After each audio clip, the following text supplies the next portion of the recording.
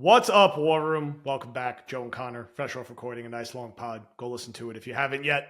We're going to answer a couple Discord questions, some more nostalgic, some reacting to our notorious Rushmore selections, and some more bread and butter scouting questions. Connor, how we feeling before we get into one of my favorite questions we've gotten in a few weeks?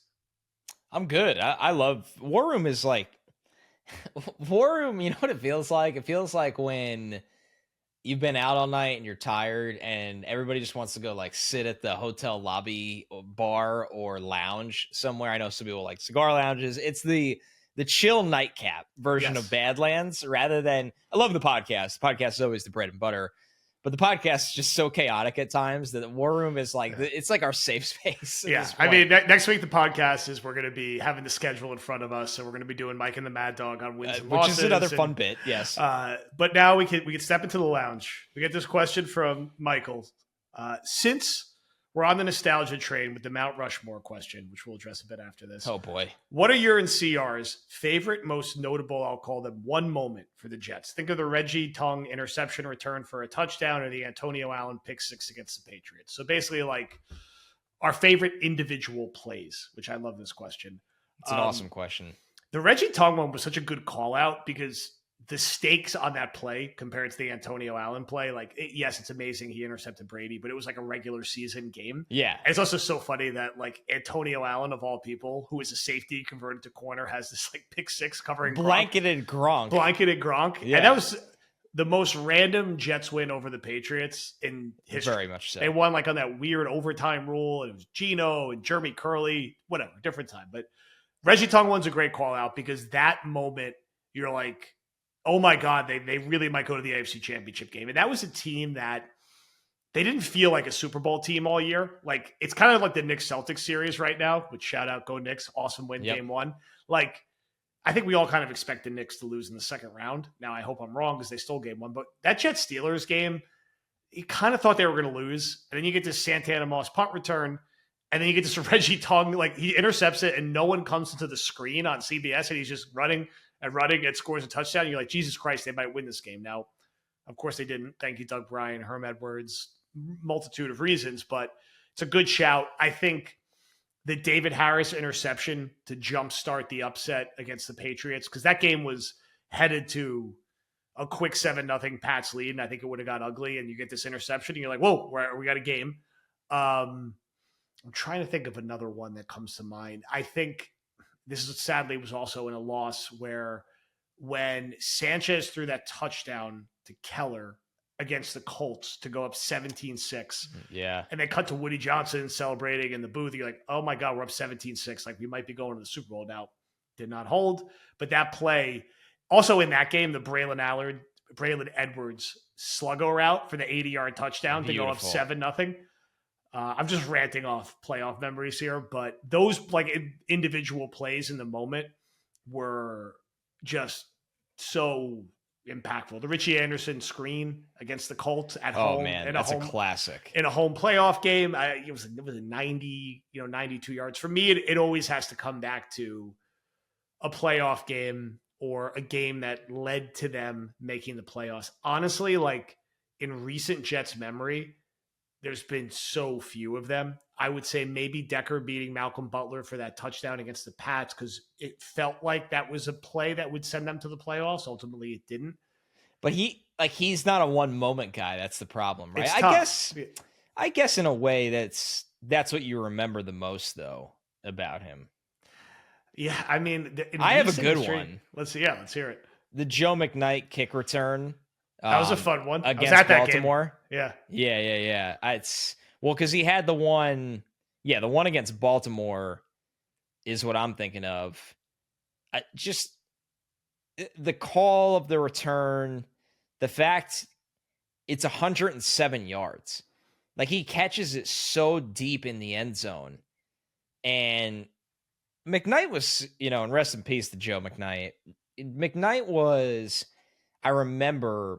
He got to USC after Reggie Bush, so he was kind of unfairly billed as the next Reggie. Yeah. And he was a huge recruit. He was an incredible athlete. He was a pass-catching running back. Like, there was a lot of reasons why.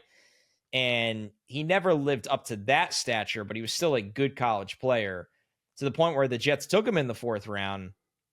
And I don't think McKnight ever scored a rushing or receiving touchdown for the just Jets. Returns, yeah, I think it was just the returns. But that return to me was unbelievable. Like 107 yards, and he was a bolt of lightning. And it was a moment where you were kind of just like, come on, Jets, we need something here. And McKnight sparked them, and it was a crazy special teams moment. And that's, I mean, when you think of Joe McKnight, like that's kind of what you remember is the 2 return touchdowns. Here's one people wouldn't expect me to mention, because I think you forget. I certainly don't forget. When you have a young quarterback, there's nothing more important than that young quarterback being good. Because if he's good, all your problems are solved. Yep. And if he's bad, oh man, you're screwed. So, 2021, Jets season starts. Zach Wilson is promising week 1 a little bit against Carolina, an unmitigated disaster against the Patriots in week 2. Week 3, I go to the game against the Titans, and it's like, man, if this guy's bad again and they lose again, holy shit, we might be in trouble. Now, they did turn out to be in trouble, but if you remember, he was bad in the first half of that game, threw an interception, and he threw these like ridiculous touchdowns in the second half and overtime, namely that like scramble and just bombed it to Corey Davis for like a 60-yard touchdown. So in that moment, you're like, oh, wow, like this could actually really work. Mm-hmm. Sanchez had similar moments at much higher stakes, right? When Sanchez was throwing touchdowns in playoff games, you threw out his regular season stats and you're like, this guy is our guy and he will be our quarterback because he's clutch and he comes up with these plays in the moments. But at the time, you left that Titans game being like, those few plays are enough hopium to like carry me through the rest of the year, even if your eyes were telling you like, Jesus, this could be really bad. I actually think did they lose to the Broncos in week 3? They might have been 0-3 going into that Titans game. It was bad, whatever it was, because they had another ugly loss to Denver early that season where he was also like terrible. So young quarterbacks, like when they show flashes, Geno against the Falcons on Monday Night Football, when they had like the game-winning drive, okay, we have our guy.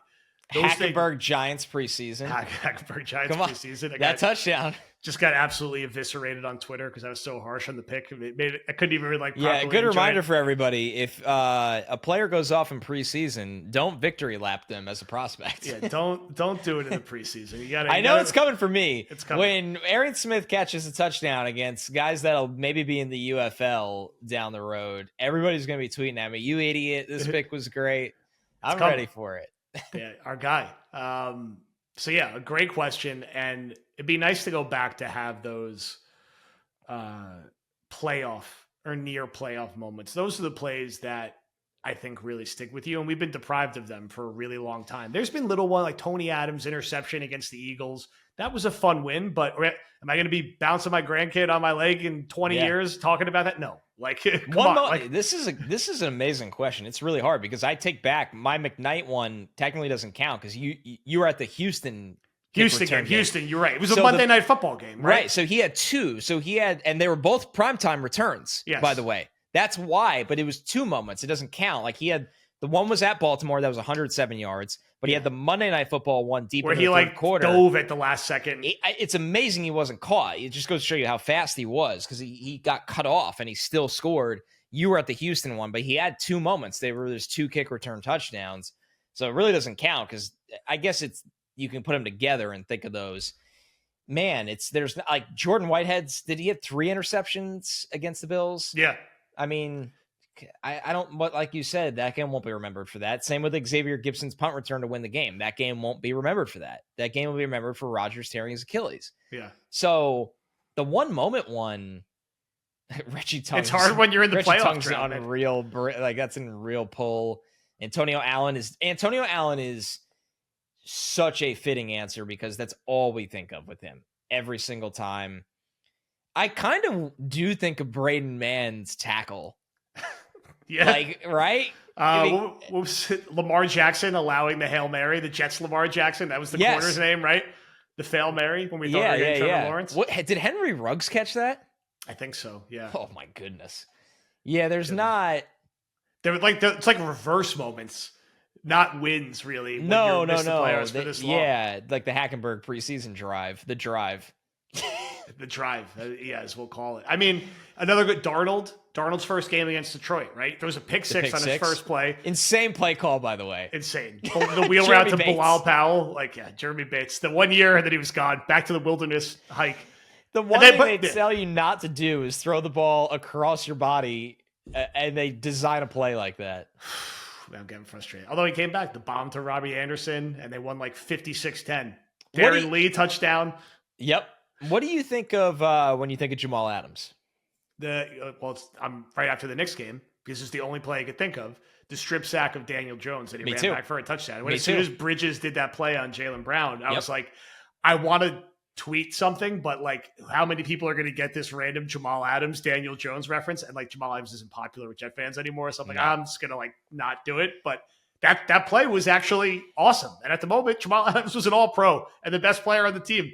I haven't seen that on a football field very often. It's crazy. It was a crazy blitzer play. Just rips the ball out and returns it. Because it's one of those things where you wonder, can that be done? Because you just don't see it. You'd think you would see more of it with how chaotic a sport football is, but the ball doesn't get ripped out and ran back from guys very often, ever.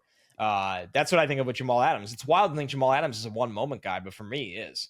The Jets sucked when he was here. So bad. He was a problem the end of his career, and the only memorable play I have, as good as he was, because he was really, really good, is the Daniel Jones play. You know who's a great and one moment guy for a certain age, Jet fan, or the one play you'll think of? And he had a better career than this, and he's, of course, now the head coach. Aaron Glenn returning a field goal for a touchdown. One of the first plays I remember as a young Jet fan, because one, I didn't know you can do that. And when they did it, I was like, wow, they're such a well-coached team that they knew to put their fastest guy back there. And he had this amazing touchdown that, kind of won that game for them over the Colts. So the Colts weren't going to come back to win. The Jets were good for the first time, that they were smart enough to do that. And then I remember going forward, I'm sure teams did, of course, did this before. I would always look for it on a long field goal. Like Devin Hester did it against the Giants on prime time. It's just like a thing, but that was the first time I ever saw that. And ironically, it was Aaron Glenn, who was electric when he got the ball in his hands for the Jets. We missed the most important one. It's got to be Jumbo Elliott, right? Oh, yes. We did the rewatchable, the Monday Night Miracle. And his face when he's looking up at the Jumbotron. It's eyes widening, watching the replay. The weird thing for that is Jumbo was in the league for, he played for what? Almost 14 the Giants, years. But for the Jets for a while. He was on the Giants from 1988 to 1995. And he started a lot of games for them. And he was a second round pick, a top 40 pick. So maybe this is biased for me, but it's a Jets question. Giants fans might remember him obviously very differently. But I just know Jumbo Elliott as the Monday Night Miracle touchdown catch. That's it. But he played in the NFL for 14 years. Yeah. But that will always be the first thing people say. That's what you think of. Also, can't have a better name for an offensive lineman. Jumbo Elliott. Ever to grace it. Pennington's juke that he ran in for a touchdown, another rewatchable game we did. I think that's probably the first play most Jet fans think of. When Bills, think right? Of Chad Pennington. Yep. Bills home game. Yeah, that was a really fun rewatchable. That team, was fun. And I'm trying to think of their other playoff wins back then. We already did Richie Anderson over the Colts. The Chargers game, there wasn't really a moment. It was Pennington throwing the bomb to Moss and flexing at the sideline. That could be up there for some fans. 2006, there was an ugly playoff loss. There wasn't anything. The funny one for me is whenever Algie Crumpler running down David Harris to me is the David Harris with a piano on his back. Yeah, it's insane that he didn't score a touchdown on that, and you just felt awful vibes as soon as he got tackled that they weren't going to score, and they didn't. Nick Foles, they didn't score the goddamn chip shot field goal. It's unreal, which is so depressing. Keller's touchdown against the Chargers also in the second round when Sanchez squeezed it in. Jim Leonard interception late in that game that basically Ray Lewis almost killing Dustin Keller is kind of how I remember. Yeah. The one moment one's interesting because there's the bracket of guys that only have one moment. Antonio Allen's a perfect example. But then the guys that what was their biggest moment. Revis interception to clinch the Monday night game against the Cowboys. Even though he had better and more important interceptions in the playoffs. But that one That Sean Green's touchdown run as a rookie in the playoffs against the Chargers. Yeah, knocking over Cromartie and then doing the LT celebration did in the end LT, zone. And then LT's on the Jets next year. And then Sean Green scores the touchdown against the Patriots and does the go to sleep, and Rex Ryan runs down. The Jets got a penalty for that. I've never seen that before since just the head coach running into the end zone to celebrate the touchdown. It's a different time in the league. Yeah, but they could because that was their whole personality. Yes, it fit. I don't know if we'll ever. That was like, and I'm sure it was the same for you, kind of a pinch me moment. I remember I'd be driving and I'd be listening to sports radio. And that was when I was a freshman. Like, it was my senior year of high school and then my freshman year of college.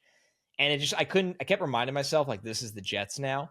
Yeah. Because it just, even when they were good in the late 90s and the early 2000s, they were always a, like, pretty boring team. That obviously in the 90s were not, but Parcells ran like a very, drill sergeant kind of ship. It was just weird to be the good fun team. That's what I wasn't used to. And it was very short lived, but it was truly a blast at the time. It was.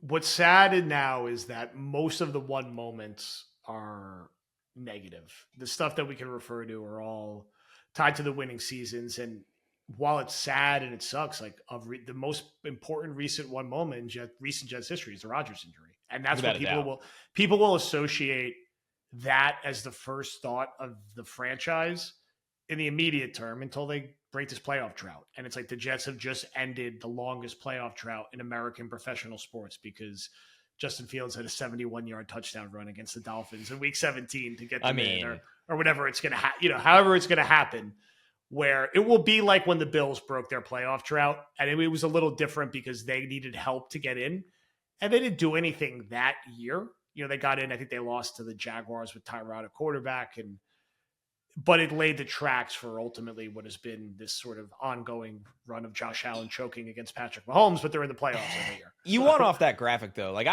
I've reached a point with the Jets where I don't care how they do it. Like, I don't need something sustainable to come from that season. I just need them to break that drought.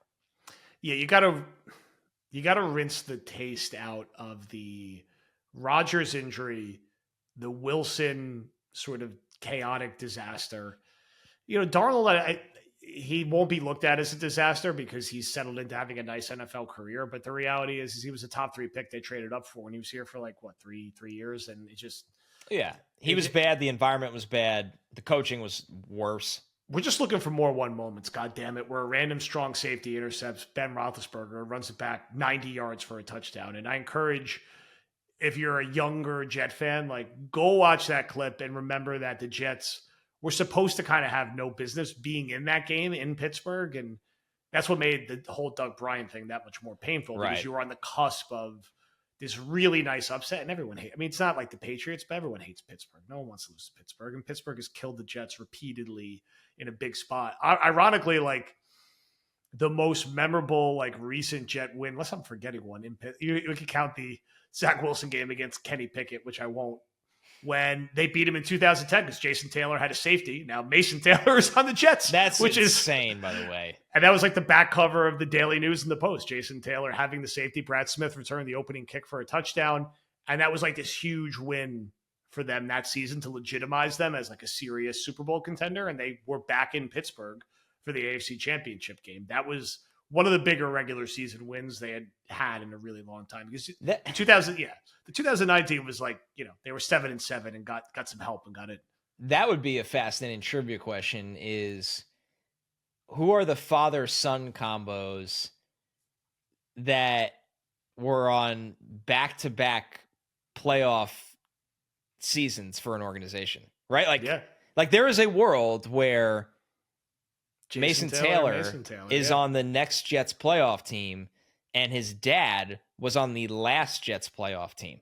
Also, that's an insane trivia question. Let's save it for the next live show.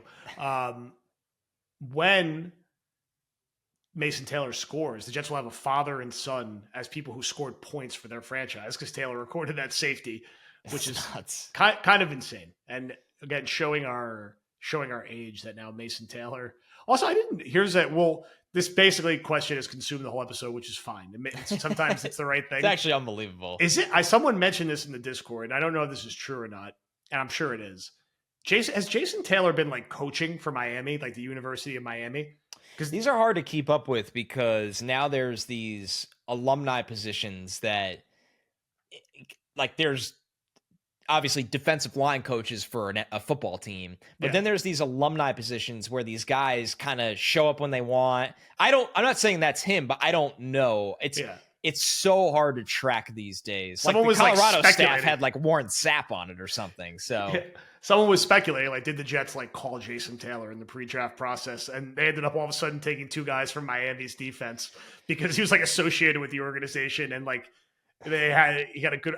It's probably a bit of like a conspiracy theory, but I think all of us are like, I just can't believe the Jets took two defenders from the University of Miami within like 8 minutes of each other. That was, they were both in the 5th round, right? Yeah. Or was Barron in the 6th? I can't remember. I think Barron was actually the last pick of the 5th round. Yeah, they were both in the 5th round. And to be honest with you, I thought it was going to be kind of a close call for both of them to be drafted. Well, Barron wasn't on our big board. He was the annual guy. Barron was. Mo Noah wasn't. Yeah. Oh, that's right. That's right. Yeah, that's yeah. Right. I had Barron ranked. I watched a lot of him.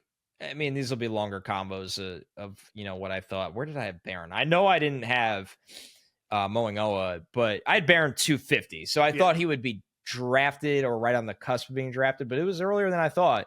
So yeah, it'll be really interesting to see kind of if those guys can turn into anything.